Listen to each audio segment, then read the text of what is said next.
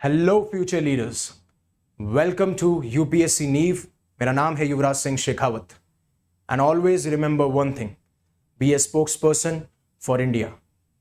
तो एक 40 वर्षीय पुणे बेस्ड पेशेंट की सोलापुर डिस्ट्रिक्ट जो कि महाराष्ट्र में है, वहां पे जीबीएस की वजह से मौत हो जाती है। और ये महाराष्ट्र में पहली ऐसी सस्पेक्टेड डेथ है जिसका कारण जो है वो जीबीएस है। अगर आप इसे नॉर्मल भाषा में अगर पढ़ेंगे तो आपको लगेगा it is Guilin Baire syndrome, but ऐसा नहीं है। ये दो फ्रेंच न्यूरोलॉजिस्ट के नाम पे रखा गया था जिन्होंने इस सिंड्रोम को डिस्क्राइब किया था 1916 के अंदर, और इसे हम बोलते हैं गियैन बैरे सिंड्रोम, राइट। और इसी वजह से आपको देखने को मिल रहा है जो टोल है, जो केसेस का नंबर है वो 100 से भी ज्यादा पार कर चुका है। और जब मैं बात करूं, ये ऑफिशियल्स ने भी कंफर्म किया कि महाराष्ट्र में महाराष्ट्र के जो सोलापुर डिस्ट्रिक्ट है वहां पे एक डेथ हुई है। तो अगर इनका बेसिक ब्रीफ मानूं तो अगर इनके जो सिम्टम्स थे या फिर जो ट्रीटमेंट चले आ रहे थे, पहले इन्हें नॉर्मल एक जो वायरल आपको इन्फेक्शन होता है जिसमें कि आपको कोल्ड होगा, कफ होगा, ब्रीदिंग प्रॉब्लम्स होंगी, बट धीरे धीरे ऐसा होने लगा इन्हें लिम्स पैरालिसिस फील होने लगा, यानी कि जो इनके हाथ हैं, जो पांव हैं, उनका मूवमेंट धीरे धीरे ग्रेजुअली कम होता जा रहा था, जिसे हम पैरालिसिस कहते हैं। उसके बाद में इन्हें आईसीयू में शिफ्ट किया गया। आईसीयू में शिफ्ट होने के बाद में इनकी थोड़ी सी रिकवरी अच्छी हुई, और जैसे ये रिकवरी होने लगी, जैसे ये इनके हालत सुधरने लगे, उसके बाद में इन्हें रेगुलर वार्ड में शिफ्ट कर दिया गया। बट वहां पे जैसे ही शिफ्ट किया गया इनकी हालत दोबारा से खराब होती है और उसी कारणवश इनकी मौत हो जाती है। बट हमारे लिए सबसे इंपॉर्टेंट है गियैन बैरे सिंड्रोम के बारे में जानना। बट थोड़ा सा एक बार आप ज्योग्राफी जान लीजिए कि कहां पे मैं बात कर रहा हूं। तो महाराष्ट्र आपको पता है एक स्टेट है, वहां पे ये आपका पुणे है और ये आपका सोलापुर है, जो कि आपके पुणे डिवीजन के अंदर आते हैं। यहां पे मोस्टली आपको इस डिवीजन के अंदर आपको मोस्टली ये केसेस देखने को मिल रहे हैं। और जैसे मैंने आपको बताया कि अभी तक अगर मैं डेटा की बात मानूं, पब्लिक हेल्थ डिपार्टमेंट ने जो डेटा रिलीज किया है उसमें अभी तक 101 पेशेंट जो हैं अभी तक आ चुके हैं, जिसमें से 81 पेशेंट हमें पुणे एमसी में मिलते हैं, 14 हमें पिंपरी चिंचवाड़ा एमसी में, और बाकी जो 6 हैं वो अदर जगह से आते हैं। अब देखिए मोस्टली तो ये हर एक एज ग्रुप को इफेक्ट कर रहा है, बट आप देखेंगे ज्यादातर जो केसेस हैं वो आपको अडल्ट मैन में देखने को मिलेंगे। देखिए 68 अभी तक मैन है और 33 अभी तक वुमेन है, और 16 जो है इन लोगों में से करंटली अभी वेंटिलेटर के ऊपर है। और यहां पे आप एज ग्रुप भी देख सकते हैं। अब आगे बढ़ने से पहले जहां पे गियैन बैरे सिंड्रोम के बारे में बात की जाएगी, क्या ये है, किस तरीके के कॉजेज हैं, क्या हमारे पास में क्योर है,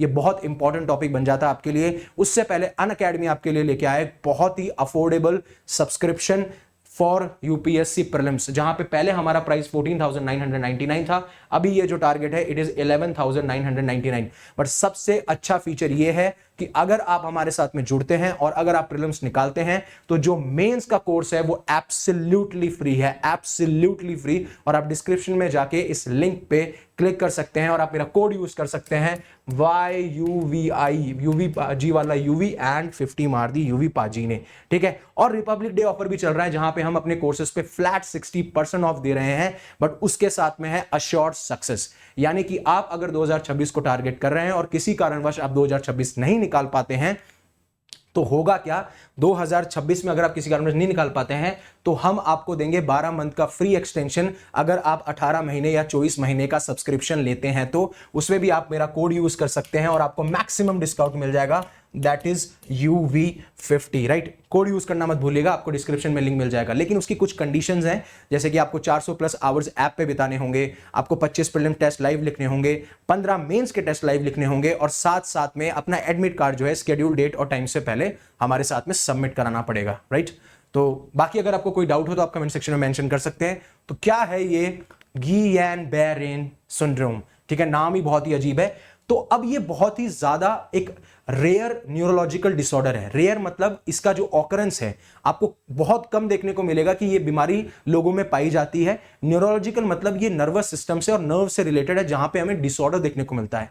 जो हमारी एक फंक्शनिंग होती है ब्रेन्स की, स्पाइनल कॉर्ड की या फिर नर्व की, वो जो फंक्शनिंग होती है उसमें हमें कुछ चेंज, उसमें हमें डिसऑर्डर देखने को मिलता है, जिसकी वजह से ये सारे सिम्टम्स और एंड द एंड आपको लिम्ब पैरालिसिस देखने को मिलता है इसकी वजह से। अब इसमें होता क्या है, जो हमारा इम्यून सिस्टम इन्फेक्शंस को फाइट करने के लिए बनाया गया है वो हम पे ही अटैक कर देता है, यानी हमारे सेल्स पे ही अटैक कर देता है। तो जो एंटीबॉडीज एंटीजेंस को फाइट करने के लिए बनाई गई थी वो एंटीबॉडीज अब हमारे लिए ही हार्मफुल हो जाती है और धीरे धीरे आपको मसल वीकनेस देखने को मिलेगी। बाकी मैं आगे सिम्टम्स भी डिस्कस करूंगा कि कैसे आपको कफ, फीवर, डबल विजन, बहुत सारी चीजें देखने को मिलती हैं और ये हर किसी सेक्शन को इफेक्ट कर सकता है, बट मोस्टली अभी ये अडल्ट मेल या फिर मेन को जो है अफेक्ट कर रहा है। अब जीबीएस के जो कॉजेज हैं वो एग्जैक्ट कॉजेज तो हमें अभी तक पता नहीं है, बट ये माना जा रहा है, जो भी अभी तक केसेस को स्टडी किया गया है ऑल ओवर द वर्ल्ड, तो ये कहा जाता है कि ये वायरल इन्फेक्शन और बैक्टीरियल इन्फेक्शन की वजह से होता है।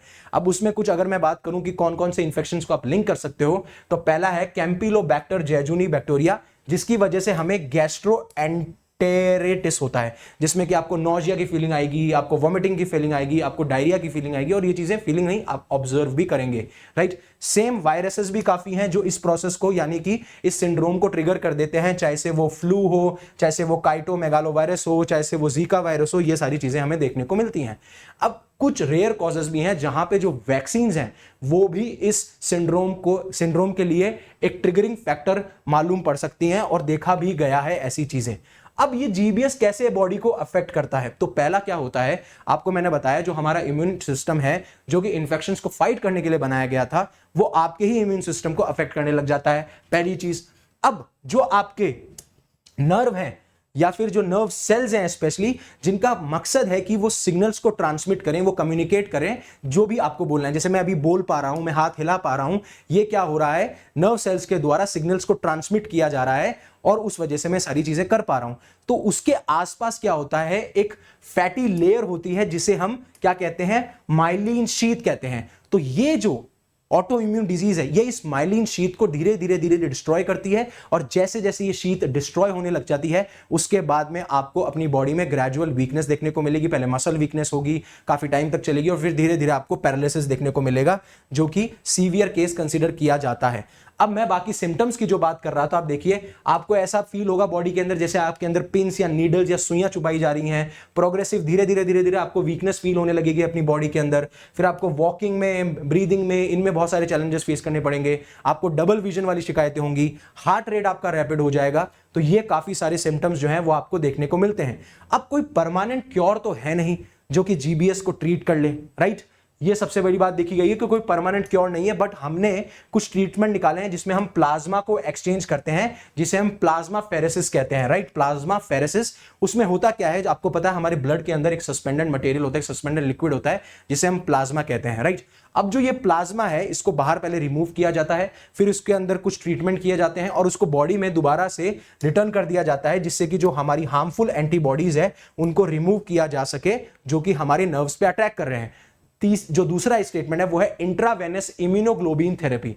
अब इम्यूनोग्लोबिन जो है वो एक तरीके का प्रोटीन्स है जो हमारी नसों के द्वारा इंजेक्ट किया जाता है, जिससे कि हम हार्मफुल एंटीबॉडीज को न्यूट्रलाइज कर सके, जो कि हमारे नर्व सेल्स पे अटैक कर रही हैं, जो कि हमें वीक बना रही हैं, जो कि हमें गियान-बेरे सिंड्रोम का एक मरीज बना रही है, राइट। और फिर उसके बाद में आपका किया जाता है रिहैबिलिटेशन, जिसमें आपकी आती है फिजिकल थेरेपी और ऑक्यूपेशनल थेरेपी। जब मैं फिजिकल थेरेपी की बात करता हूं तो फिजिकल थेरेपी में यह किया जाता है कि आपका मूवमेंट कैसे कराया जाए, आपकी ग्रोथ कैसे कराई जाए, आपकी फ्लेक्सिबिलिटी पे कैसे काम किया जाए। और जब मैं ऑक्यूपेशनल थेरेपी की बात करता हूं तो ऑक्यूपेशनल थेरेपी पे जो भी आपके डे टू डे टास्क हैं उसकी एबिलिटी आपके दोबारा आपके बॉडी के अंदर कैसी लाई जाए, जैसे ड्रेसिंग हो, वॉकिंग हो और बाकी सारी चीजें भी हो, राइट। आप डे टू डे जो टास्क करते हैं वो हो, ये सारी की सारी चीज थी। अभी यूनियन हेल्थ मिनिस्ट्री ने अपनी एक टीम भेजी है जो कि इस पूरी सिचुएशन को असेस कर रही है।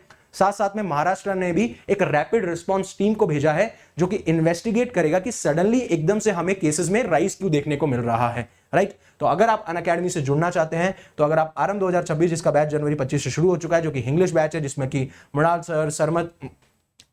सर, सिद्धार्थ सर, आपके सुदर्शन सर, मधुकर सर और प्रतीक सर हैं। बाकी अगर आप एक बैच खरीदते हैं तो आपको बाकी सारे बैचेस का एक्सेस फ्री मिलेगा, B it Hindi, B it English और बी इट इंग्लिश। और अनअकैडमी आपके लिए लेके आया है एक टेस्ट भी जो कि कंडक्ट किया जा चुका है, और ऐसे हम टेस्ट्स बाद में लाते रहेंगे आपके लिए, right. So thank you for listening, right, thank you for giving me your precious time, right. और अगर आपको अच्छा लगा हो तो प्लीज इसे लाइक कीजिए, और इस कंटेंट को अच्छा पसंद आ रहा है तो आप इसे सब्सक्राइब कीजिए, और अगर आपकी लाइफ में वैल्यू ऐड कर रहा है तो इसे शेयर कीजिए, और ऐसी ही चीज़ों के लिए हमारे चैनल पर बने रहिए। और प्लीज़ कमेंट कीजिए, लाइक कीजिए, इससे मुझे और मेरी टीम को बहुत मोटिवेशन मिलता है। And again thank you very much for giving me precious time. Stay safe, stay happy, शब खैर।